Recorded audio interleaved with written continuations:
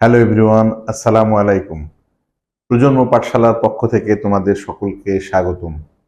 তোমরা যারা cadet college ভর্তি পরীক্ষায় অংশগ্রহণ করতে ইচ্ছুক, পাশাপাশি ষষ্ঠ থেকে দশম শ্রেণীর সকল স্টুডেন্টের জন্য এই ক্লাসটি প্রযোজ্য। একদম জ্যামিতির কোণ সংক্রান্ত বেসিক জিনিসগুলা নিয়ে আজকে আমরা আলোচনা করব। আজকে কোণ সংক্রান্ত আলোচনার প্রথম পর্বের ক্লাস। আমরা দেখে আসি যে কোণ আসলে কাকে বলে। কোণ হচ্ছে সমতলস্থ দুইটি রশ্মির প্রান্ত বিন্দুদ্বয়। আমরা যদি একটা চিত্র আঁকি তাহলে তোমরা বুঝতে পারবে যে সমতলস্থ দুইটা রশ্মি, আমরা যদি এরকম দুইটা রশ্মি আঁকাই, এই মনে করো একটা রশ্মি, এই একটা রশ্মি, দুইটা রশ্মির প্রান্ত বিন্দু আছে, কিন্তু এই যে এই একটা প্রান্ত বিন্দু, এই একটা প্রান্ত বিন্দু, এই দুইটা রশ্মির প্রান্ত বিন্দু দ্বয় যদি একটা বিন্দুতে মিলিত হয়, আমরা একটু খেয়াল করে দেখি, এই দুইটা রশ্মির প্রান্ত বিন্দু যদি আমরা এরকম একটা বিন্দুতে মিলিত করে দিই, এই যে একটা বিন্দুতে মিলিত হলো, মিলিত হলে এই মিলিত স্থানে যা উৎপন্ন হয়, যে মিলিত স্থানে এখানে যেটা উৎপন্ন হবে সেটাকেই মূলত আমরা কোণ বলবো। যেটা আবার কোণটা এ পাশেও হতে পারে, এ পাশেও হতে পারে, মানে মিলিত স্থানে মূলত যা তৈরি হবে সেটাকে আমরা কোণ বলবো। দেখি কি বলছে সংজ্ঞাটা। সমতলস্থ দুইটি রশ্মির প্রান্ত বিন্দুদ্বয়, দুইটি রশ্মির প্রান্ত বিন্দুদ্বয় একটি বিন্দুতে যদি মিলিত হয়, যেখানে একটি বিন্দুতে মিলিত হয়েছে, মিলিত হলে মিলিত স্থানে যে জ্যামিতিক চিত্র উৎপন্ন হয় তাকে আমরা কোণ বলবো। চিত্রে এখানে এবিসি একটি কোণ। কোণ লেখার ক্ষেত্রে একটা জিনিস মনে রাখতে হবে, যেই বিন্দুতে কোণ উৎপন্ন হবে, এখানে বি বিন্দুতে কোণ উৎপন্ন হয়েছে, সেই বিন্দুটা অবশ্যই মাঝখানে থাকতে হবে। যে বিন্দুতে কোণ উৎপন্ন হবে সেই বিন্দুটা মাঝখানে থাকতে হবে। এখন যদি কেউ এমন লেখে সি এ বি বা সি বি এ, তার মানে এখানেও কিন্তু বি বিন্দুটা মাঝখানে আছে। এ বি সি এভাবেও যেমন লেখা যাবে, সি বি এ এটাও লেখা যাবে, কোনো সমস্যা নাই। এখন আমরা কোণ সংক্রান্ত কিছু তথ্য নিয়ে আলোচনা করব। দেখি কোণ সংক্রান্ত প্রথম তথ্য হচ্ছে, যেই বিন্দুতে কোণ উৎপন্ন হবে, এই যে কোণ উৎপন্ন হয়েছে এই বিন্দুটাই খুবই গুরুত্বপূর্ণ। যে বিন্দুতে কোণ উৎপন্ন হবে সেই বিন্দুটাকে আমরা কি বলবো? কৌণিক বিন্দু বা শীর্ষবিন্দু। যে বিন্দুতে কোণ উৎপন্ন হবে সেই বিন্দুটার নাম কি? কৌণিক বিন্দু অথবা শীর্ষবিন্দু। আচ্ছা, এরপর দেখি দ্বিতীয় বলছে যে কোণের পরিমাণ বাহুর দৈর্ঘ্যের উপর নির্ভর করে না। আমরা যদি কোণের বাহুর দৈর্ঘ্যকে এইভাবে সামনের দিকে বাড়িয়ে দিই, এদিকে বাড়িয়ে দিই কিংবা এদিকে বাড়িয়ে দিই, যেদিকে বাড়িয়ে দিই না কেন, সেক্ষেত্রে কোণের এই মানের কোনো পরিবর্তন হবে না। কোণটি কত ডিগ্রি, 20 ডিগ্রি হোক 30 ডিগ্রি হোক, মানের কোনো পরিবর্তন হবে না। আচ্ছা, কোণের পরিমাণ বাহুর অবস্থানের পরিবর্তনের উপর নির্ভরশীল। এইটা মানে হচ্ছে, আমরা যদি একটা কোণ আঁকাই, যে সেই কোণটা, মনে করো আমরা এরকম যদি একটা কোণ আঁকাই,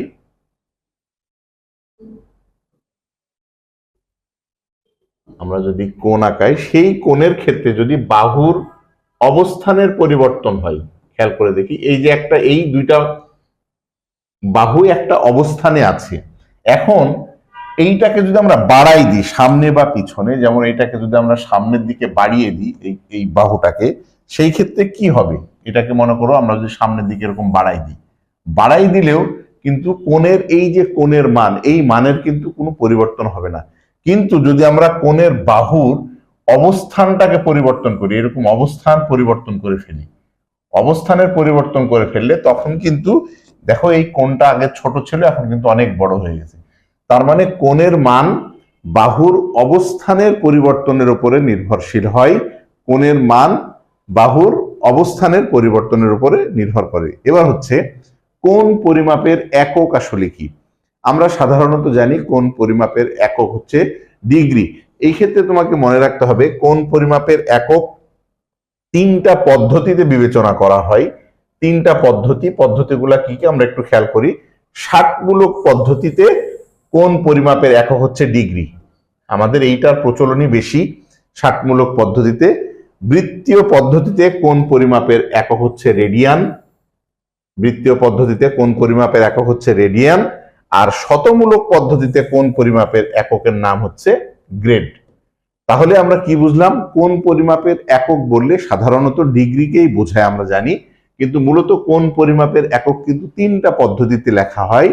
একটা হচ্ছে ষাটমূলক পদ্ধতিতে, যেটাকে আমরা ডিগ্রি বলি, বৃত্তীয় পদ্ধতি যেটাকে রেডিয়ান বলি, আর হচ্ছে শতমূলক পদ্ধতি যেটাকে আমরা গ্রেড বলি। আচ্ছা, এরপরে দেখো সন্নিহিত কোণ কাকে বলে?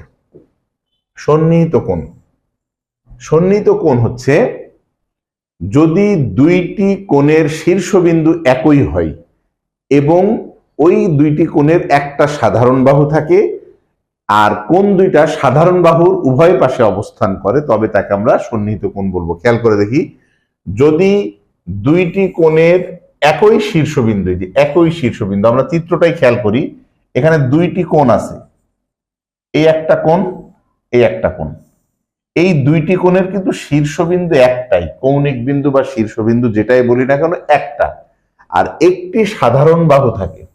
সাধারণ বাহু অর্থ হচ্ছে এমন একটা বাহু যে বাহুটা দুইটা কোণের মধ্যেই বিদ্যমান। আমরা খেয়াল করে দেখি যে এই যে এই বাহুটা, এই বাহুটা এই কোণের মধ্যেও বিদ্যমান, এই কোণের মধ্যেও বিদ্যমান, সেই ক্ষেত্রে ওই বাহুটাকে আমরা সাধারণ বাহু বলবো। তার মানে শীর্ষবিন্দু থাকতে হবে একটা, সাধারণ বাহু থাকতে হবে একটা, আর যে কোণ দুইটি অবস্থান করবে ওই কোণ দুইটি সাধারণ বাহুর দুই পাশে অবস্থান করবে। যদি এইরকম হয় তবে ওই কোণদ্বয়কে আমরা সন্নিহিত কোণ বলবো। তার মানে এখান থেকে আমরা স্পষ্ট যে সন্নিহিত কোণ হতে হলে শীর্ষবিন্দু থাকতে হবে একটা, সাধারণ বাহু থাকতে হবে একটা, আর কোণ দুটি সাধারণ বাহুর উভয় পাশে অবস্থান করতে হবে। আচ্ছা দেখো, সন্নিহিত কোণ সংক্রান্ত যদি তথ্য অবজেক্টিভে যে ধরনের জিনিস আছে আমরা যদি সেটা একটু আলোচনা করি, তাহলে দেখো কি বলছে, যে সন্নিহিত কোণের একটি সাধারণ বাহু থাকে। আমরা কিছুক্ষণ আগেই বললাম সাধারণ বাহু থাকে একটি, একটি সাধারণ বাহু থাকে। আচ্ছা, তারপরে বলছে সন্নিহিত কোণের একটি শীর্ষবিন্দু থাকে। কিছুক্ষণ আগেই বললাম এরও শীর্ষবিন্দু থাকে, একটি শীর্ষবিন্দু থাকে। আচ্ছা, আর কি? সাধারণ বাহুর উভয় পাশে অবস্থান করে। দেখো, সন্নিহিত কোণদ্বয় যে বাহুর উভয় পাশে অবস্থান করে সেইটার নাম হচ্ছে সাধারণ বাহু। এইটা খুবই গুরুত্বপূর্ণ, এটা ক্যাডেট কলেজে অনেকবার আসছে, যে সন্নিহিত কোণদ্বয় যে বাহুর উভয় পাশে অবস্থান করে সেই বাহুটার নাম কি? সেই বাহুটার নাম হচ্ছে সাধারণ বাহু।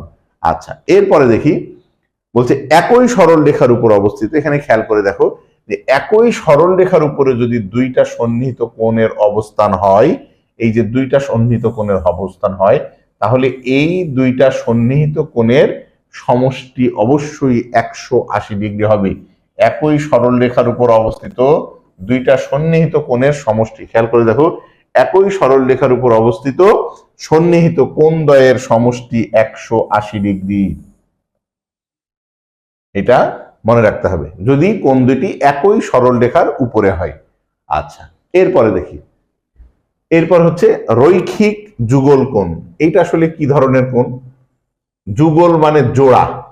কি বলছে দেখো, দুইটি সন্নিহিত কোণের বহিস্থ বাহুদ্বয়, এই দুইটা সন্নিহিত কোণ, এই কোণের বহিস্থ বাহু হচ্ছে এইটা আর এইটা, এই একটা আর এই একটা বাইরের বাহু। এই বহিস্থ বাহুদ্বয় যদি বিপরীত রশ্মি হয়, মানে দুইটা দুই প্রান্তে দেখো, বহিস্থ বাহুদ্বয় যদি বিপরীত রশ্মি হয়, অর্থাৎ একই সরল রেখায় অংশ হয়, তবে ওই কোণ দুইটিকে রৈখিক যুগল কোণ বলা হয়। মানে একই রেখার উপরে রৈখিক যুগল কোণ মানে দুইটা কোণ। তার মানে কি, বহিস্থ বাহুদ্বয় যদি একই সরল রেখায় অবস্থান করে তবে ওই কোণদ্বয়কে আমরা রৈখিক যুগল কোণ, একই রেখার উপরে জোড়া কোণ, একে রৈখিক যুগল কোণ বলা হয়। আচ্ছা, এবার দেখো বিপ্রতীপ কোণ কাকে বলে। বিপ্রতীপ কোণ হচ্ছে একটা কোণ আছে, ওই কোণের বাহুদ্বয়ের বিপরীত রশ্মিদ্বয়। আমরা যদি একটু খেয়াল করি, যে মনে করো যে আমরা যদি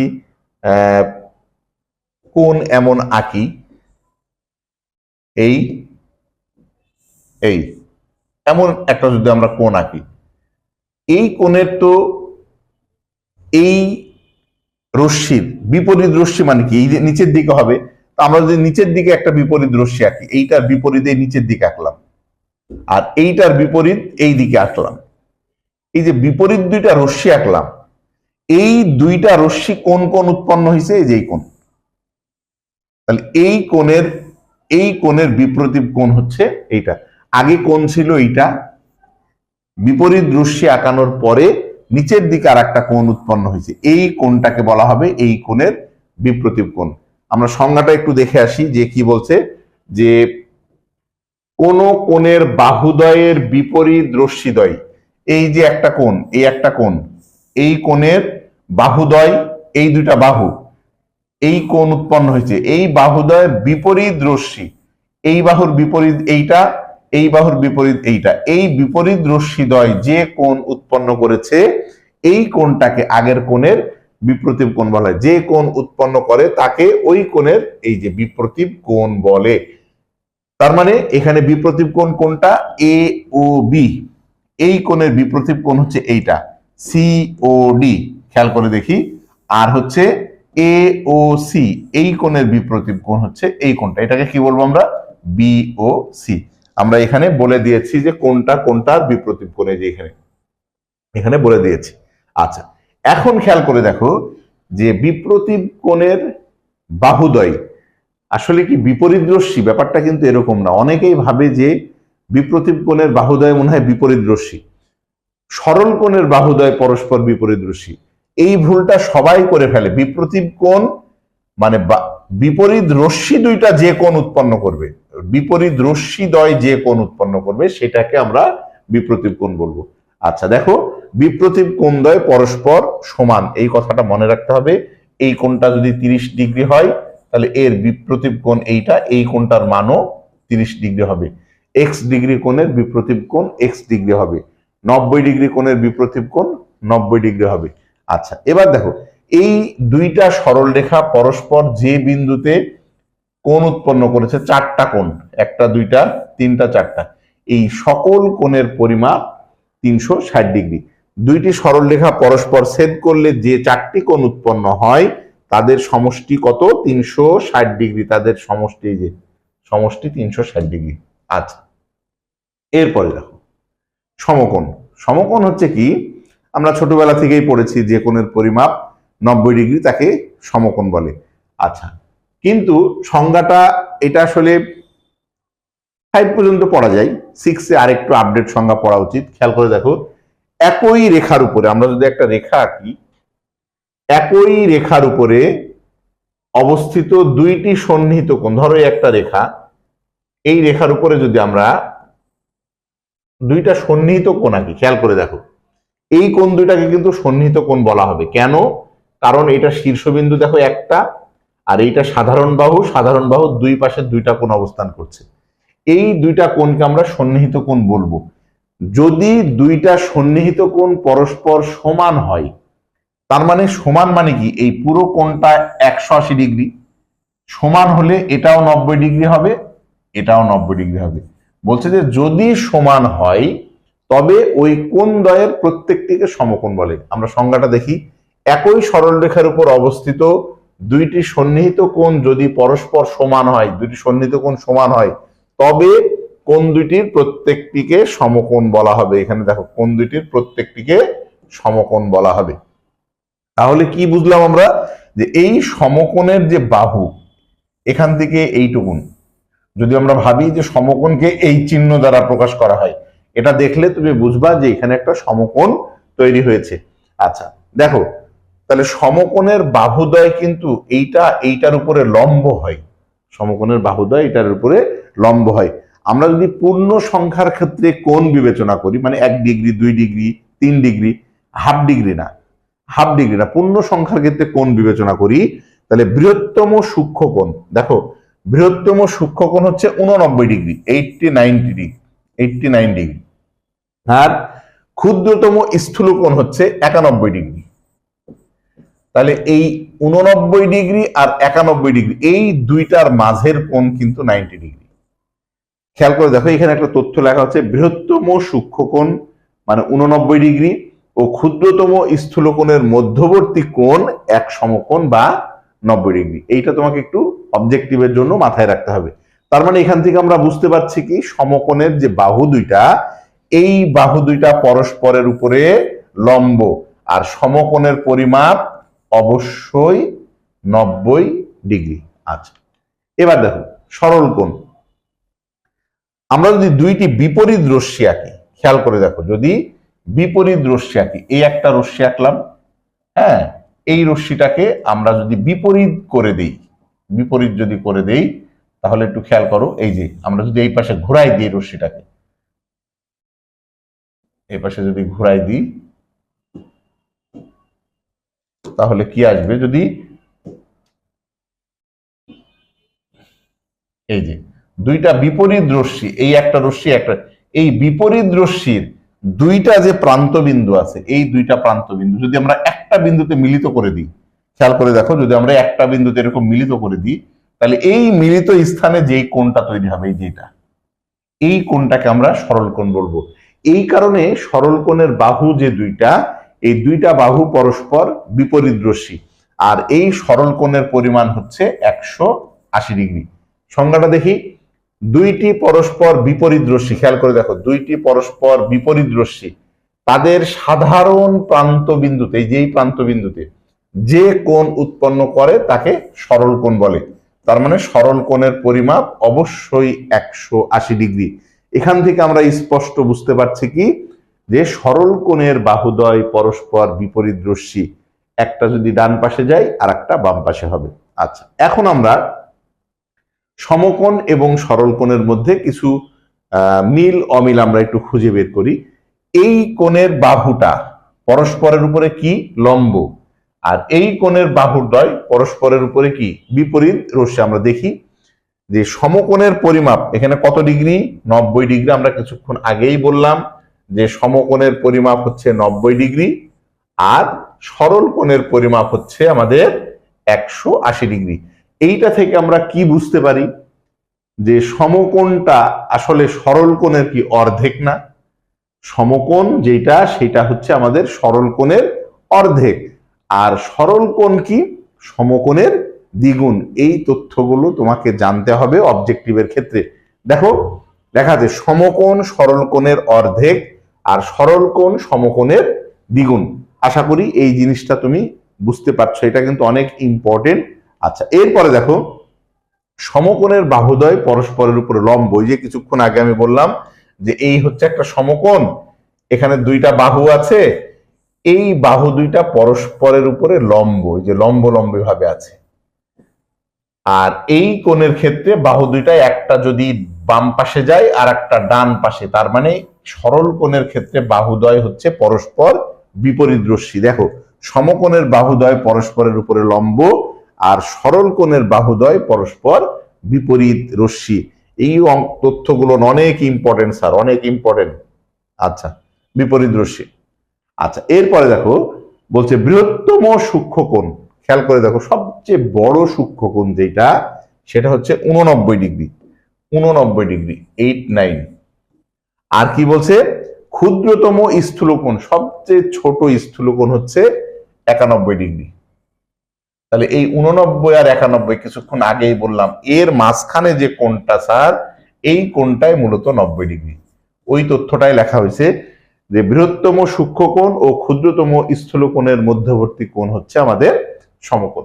আচ্ছা, তাহলে সমকোণ এবং সরল কোণ সম্পর্কিত তথ্যগুলো আমরা জেনে নিলাম। এবার দেখো শূন্য কোণ আসলে কি? শূন্য কোণ মানে যে কোণের পরিমাপ 0 ডিগ্রি।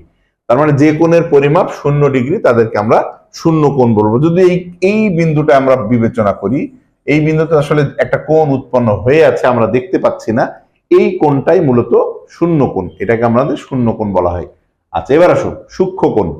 সূক্ষ্ম শব্দের অর্থ হচ্ছে ছোট। এটা মূলত 90 ডিগ্রির চেয়ে ছোট। সাধারণত এটা 0 ডিগ্রি থেকে বড় বলা হয়, 90 ডিগ্রি থেকে ছোট বলা হয়। তার মানে দেখো 0 ডিগ্রি থেকে বড় এবং 90 ডিগ্রি থেকে ছোট। খেয়াল করে দেখো এই কোণটা কিন্তু 90 ডিগ্রি, এখান থেকে যেটা, এই পুরো কোণটা 90 ডিগ্রি। আর যখনই আমরা এই কোণটা বিবেচনা করছি, এই কোণটা, তখন বোঝা যাচ্ছে যে এটা 90 এর চেয়ে ছোট। আর 0-র চেয়ে বড়। তাহলে 0 থেকে বড় এবং 90-এর চেয়ে ছোট এই জাতীয় কোণকে আমরা কি কোণ বলবো? সূক্ষ্মকোণ। তাহলে এখানে চিত্রে আমরা কি বলছি যে চিত্রে এসিডি সূক্ষ্মকোণ, এই যে এসিডি এই কোণটা আমাদের সূক্ষ্মকোণ। তার মানে কি যে সবচেয়ে ছোট সূক্ষ্মকোণ কত? 0 ডিগ্রির চেয়ে যদি বড় হয় 1 ডিগ্রি। আর সবচেয়ে বড় সূক্ষ্মকোণ কত? 90 ডিগ্রির চেয়ে ছোট, তার মানে 89 ডিগ্রি। আচ্ছা, এখন খেয়াল করে দেখো, ক্ষুদ্রতম সূক্ষ্মকোণের সাথে বৃহত্তম স্থূলকোণ যোগ করলে এক সমকোণ বা 90 ডিগ্রি পাওয়া যায়। ক্ষুদ্রতম সূক্ষ্মকোণ মানে কি? সবচেয়ে ছোট সূক্ষ্মকোণ 1 ডিগ্রি। আমি পূর্ণ সংখ্যার ক্ষেত্রে বলছি, 1 ডিগ্রির চেয়ে ছোট কোণও আছে, যেমন 0.5 ডিগ্রি হতে পারে, কিন্তু আমি পূর্ণ সংখ্যার ক্ষেত্রে বলছি সবচেয়ে ছোট সূক্ষ্মকোণ যদি আমাদের 1 ডিগ্রি হয়, আর তার সাথে কি বলছে? বৃহত্তম সূক্ষ্মকোণ মানে কত? 90-এর চেয়ে 1 কম, মানে 89 ডিগ্রি। 89 ডিগ্রি। এই দুইটাকে যদি আমরা যোগ করি, যোগ করলে আমরা মূলত সমকোণ পাবো। যোগ করলে এক সমকোণ বা 90 ডিগ্রি হয়। আচ্ছা, এরপরে দেখো স্থূলকোণ। আমরা আগে চিত্রটা বোঝার চেষ্টা করি। এই পর্যন্ত হচ্ছে সমকোণ, এই যে, তার মানে এইটা এই পর্যন্ত সমকোণ। খেয়াল করে দেখো, সমকোণের চেয়ে বড়। আর যদি আমরা এই পাশে একটা চিত্র আঁকি, এই পাশে যদি আমরা একটু বলার চেষ্টা করি, খেয়াল করে দেখো, এই পাশে, এই যে এই পাশে, তাহলে এই পর্যন্ত হচ্ছে আমরা যেটা বলবো সেটা কত? এইখান থেকে এইটুকুন হচ্ছে এই পুরাটা 180। আমাদের এইখানে যে রেখাটা গেছে এই পাশে, এইটা তো 180-র চেয়ে কম, তার মানে এইটা কি? 90-এর চেয়ে বেশি আর 180-র চেয়ে কম। তার মানে খেয়াল করে দেখো, এক সমকোণ বা 90 ডিগ্রি অপেক্ষা বৃহত্তর, 90 ডিগ্রি অপেক্ষা বড় হতে হবে, আর 2 সমকোণ বা 180 থেকে ক্ষুদ্রতর কোণকে আমরা স্থূলকোণ বলবো। তার মানে এখান থেকে তুমি কিন্তু বুঝতে পারছো যে এক সমকোণ বা 90 ডিগ্রি থেকে বড়, তাহলে 90-এর চেয়ে বড় মানে 91 ডিগ্রি হবে সবচেয়ে ছোট স্থূলকোণ, আর 180-র থেকে ছোট, তার মানে এটা হবে 179, এবং সবচেয়ে বড় স্থূলকোণ হবে 179। সবচেয়ে ছোট সূক্ষ্মকোণ হচ্ছে স্থূলকোণ হচ্ছে 91 ডিগ্রি, আর সবচেয়ে বড় স্থূলকোণ হচ্ছে 189 ডিগ্রি। আচ্ছা, খেয়াল করে দেখো, 91 ডিগ্রি হতে 179, ওই যে কিছুক্ষণ আগে যে আমি বললাম যে সবচেয়ে ছোট আর বড়, এই যে 91 থেকে 179 পর্যন্ত প্রত্যেকটি কোণ হচ্ছে আমাদের স্থূলকোণ। যত কোণ আছে 91 থেকে 189 এর মধ্যে যতগুলা কোণ আছে। আচ্ছা, এরপরে দেখো, বৃহত্তম স্থূলকোণ ও ক্ষুদ্রতম প্রবৃদ্ধ কোণ। বৃহত্তম স্থূলকোণ মানে কি? 90-এর চেয়ে বড়, আর ক্ষুদ্রতম প্রবৃদ্ধ কোণ মানে 180-র চেয়ে বড়। এই দুটা কোণ যদি যোগ করা যায়, মধ্যবর্তী কোণ যদি বলা হয়, তাহলে এই দুটা কোণের মধ্যবর্তী যে কোণ হবে, এই মধ্যবর্তী কোণটাই মূলত 180 ডিগ্রি। প্রবৃদ্ধ কোণ মানে কি? 180-র চেয়ে বড়। 180-র চেয়ে বড় মানে কত? তুমি খেয়াল করে দেখো যে এখানে আমাদের স্থূলকোণ বলছে মানে 90-এর চেয়ে বড়, তার মানে হচ্ছে 91 ডিগ্রি, আর 90 ডিগ্রি অপেক্ষা বড়, আর 2 সমকোণ 180-র চেয়ে ছোট, তার মানে 179 ডিগ্রি, 179 ডিগ্রি। বলছে যে এই দুইটা কোণের বৃহত্তম স্থূলকোণ, সরি, এখানে বৃহত্তম স্থূলকোণ বলেছে মানে এইটা বৃহত্তম স্থূলকোণ, এবং ক্ষুদ্রতম প্রবৃদ্ধ কোণ হচ্ছে 181 ডিগ্রি। 181-র চেয়ে বড়, 80-র চেয়ে বড়, 181 ডিগ্রি। তাহলে 179 আর 181, এইটার মাঝখানের যে কোণটা হবে সেটা মূলত এক সরল কোণ বা 180 ডিগ্রি, এইরকম একটা ইনফরমেশন দেওয়া আছে। আচ্ছা, এরপরে দেখো প্রবৃদ্ধ কোণ। এইটা একটু আমরা খেয়াল করে দেখি। প্রবৃদ্ধ কোণ মানে তুমি যদি এইটা এই পাশে নাও, তাহলে কি হচ্ছে খেয়াল করো, এই পর্যন্ত তো আমাদের এই পর্যন্ত হলো 180, কিন্তু কোণটা দেখো 180 থেকে এই যে বড়, তার মানে 180 অপেক্ষা বড় আর 360 অপেক্ষা ছোট কোণকে স্থূলকোণ বলা হয়, প্রবৃদ্ধ কোণ বলা হয়। খেয়াল করে দেখো, 2 সমকোণ বা 180, 2 সমকোণ বা 180 অপেক্ষা বড়, এবং 4 সমকোণ বা 360 ডিগ্রি অপেক্ষা ছোট কোণকে আমাদের প্রবৃদ্ধ কোণ বলে। তার মানে সূক্ষ্ম কোণের ক্ষেত্রে কি হলো, 90-এর চেয়ে বড়, এই 0-র চেয়ে বড়, 90-এর চেয়ে ছোট। স্থূল কোণ হচ্ছে 90-এর চেয়ে বড়, 180-র চেয়ে ছোট। আর প্রবৃদ্ধ কোণ হচ্ছে 180-র চেয়ে বড়, 360-এর চেয়ে ছোট। আমাদের এই জিনিসগুলা একটু মনে রাখতে হবে। এরপরে দেখো এখানে লেখা আছে 180 ডিগ্রি হতে 359 ডিগ্রি পর্যন্ত প্রত্যেকটি কোণ হচ্ছে আমাদের প্রবৃদ্ধ কোণ। আচ্ছা, বৃহত্তম প্রবৃদ্ধ কোণ, বৃহত্তম প্রবৃদ্ধ কোণ ও ক্ষুদ্রতম প্রবৃদ্ধ কোণ মিলে 6 সমকোণ। 6 সমকোণ মানে 6 নং 54 মানে 560 ডিগ্রি হয়। এই কোণগুলা তোমার কোনটার সাথে কোনটা যোগ করলে কত ডিগ্রি হয়, কোনটার সাথে কোনটা বিয়োগ করলে কত ডিগ্রি হয়, এই জাতীয় জিনিস কিন্তু অবজেক্টিভে আসবে। এখন তোমাকে মনে রাখতে হবে খালি যে কোন কোনটা আসলে কোন কোণের চেয়ে বড় হয়। আমি যদি আরেকটু দেখাই দিই তোমাদেরকে, আরেকবার দেখাই, একটু খেয়াল করো। যদি আমি এইভাবেই দেখাই, দেখো এইখানে যদি তুমি বিবেচনা করো যে এইটার মধ্যে যে কোণটা হবে, এই জায়গাটার মধ্যে, মানে এইটা মনে করো 0 ডিগ্রি, এইটা হচ্ছে 90 ডিগ্রি, এইটা হচ্ছে 180 ডিগ্রি, এই আর এইখান থেকে শুরু যদি তুমি ভাবো, তাহলে 0-র চেয়ে বড় হবে, 90-এর চেয়ে ছোট হবে, এই এই এই জায়গাটা হবে সূক্ষ্ম কোণ। আর এইটা হবে 90-এর চেয়ে বড়, 180-র চেয়ে ছোট, এই জায়গাটা হবে তোমার স্থূল কোণ। আর প্রবৃদ্ধ কোণ হবে 180-র চেয়ে বড়, আর এই পর্যন্ত যখন একবার ঘুরে আসবে পুরো একবার, তখন 360। 180-র চেয়ে বড় আর 360-এর চেয়ে ছোট, তার মানে এই জায়গায় যে কোণটা উৎপন্ন হবে এই কোণটা হলো আমাদের প্রবৃদ্ধ কোণ। আশা করি এই ছকটা দেখে তুমি বুঝতে পারবা। আচ্ছা, এরপরে দেখো পূর্ণ কোণ আসলে কি বলে। পূর্ণ কোণ হচ্ছে যদি একটা রশ্মি, খেয়াল করে দেখো, একটি রশ্মি তার আদি অবস্থান থেকে ঘুরে আবার একই অবস্থানে ফিরে আসলে যে কোণ উৎপন্ন হয় তাকে পূর্ণ কোণ বলে। আমরা যদি এইটা একটু ভালো করে দেখার চেষ্টা করি, ধরো এই একটা রশ্মি, এই রশ্মিটা মনে করো ঘুরতেছে বলতে এইরকম, এর আদি অবস্থান কোথায় আমরা একটু খেয়াল করে দেখি। আদি অবস্থান হচ্ছে এইটা এর আদি অবস্থানে আছে। এখন যদি এইটা ঘুরে আবার ওই অবস্থানে ফিরে আসে, সেটা কেমন? ধরো এরকম করে ঘুরছে, এরকম করে ঘুরে ঘুরে ঘুরে ঘুরে ঘুরে ঘুরে ঘুরে যদি আবার ওই আগের অবস্থানে এরকম চলে আসে, তাহলে চলে আসলে যে এইটা ঘুরে তোমাদের এইরকম ভাবে একটা কোণ উৎপন্ন হয়েছে, এই পুরো কোণটাকে বলা হয় পূর্ণ কোণ। একটি রশ্মি তার আদি অবস্থান থেকে ঘুরে আবার একই অবস্থানে ফিরে আসলে যে কোণ উৎপন্ন হয় তাকে পূর্ণ কোণ বলা হয়। চিত্রে এ বিন্দুতে উৎপন্ন কোণ হচ্ছে পূর্ণ কোণ। তাহলে আজকে আমরা মোটামুটি কিছু কোণ সম্পর্কে ধারণা অর্জন করলাম। আরো অনেকগুলা কোণ আছে, ওই কোণ সম্পর্কে আমরা পর্ব 2-এ ইনশাল্লাহ আলোচনা করব। আজকে এ পর্যন্তই। সবাই ভালো থাকবে, সুস্থ থাকবে এই প্রত্যাশায়। আল্লাহ হাফেজ।